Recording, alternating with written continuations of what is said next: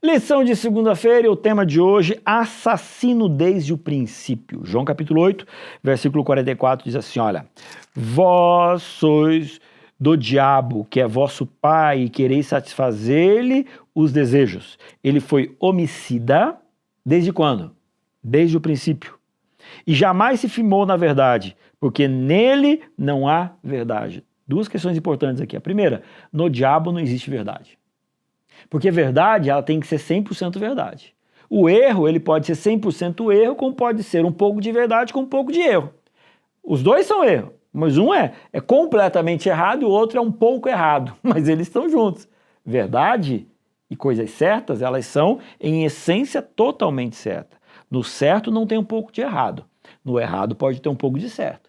E ele, então, é aquele que nele não tem verdade. E aí uma segunda questão, ele foi homicida desde o princípio. Lembra que eu falei ontem de que, na verdade, era o caráter, era o amor de Deus que estava em jogo, porque Satanás ele estava dizendo para todos os anjos, para Adão e Eva, de que Deus ele não era amor.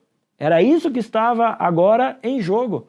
Então, quando a gente analisa essa ideia, a gente percebe que ele, desde o princípio, mesmo talvez nem mesmo tendo noção do que o pecado levaria todo mundo a passar, desde o início, quando ele resolveu desobedecer a Deus, ele já estava causando a morte.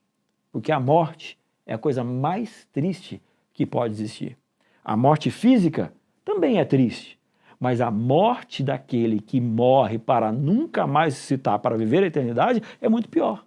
Então, o diabo, por causa do seu pecado, ele trouxe dois tipos de morte. Ele trouxe a morte que todos nós passamos, que é a morte física.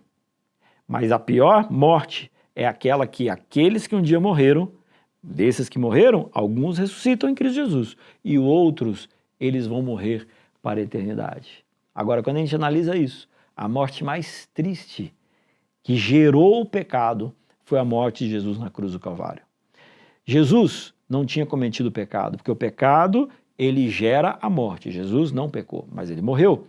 E ele morreu da forma mais terrível que alguém poderia morrer. Em uma cruz, pendurado. E agora vem a pergunta, né? O que foi que matou Jesus? Foram os pregos? Não. Foi o seu pecado e o meu pecado. O diabo, ele é assassino desde sempre. Ele mata pessoas todos os dias. E também foi ele que causou a morte do próprio Deus na cruz do Calvário.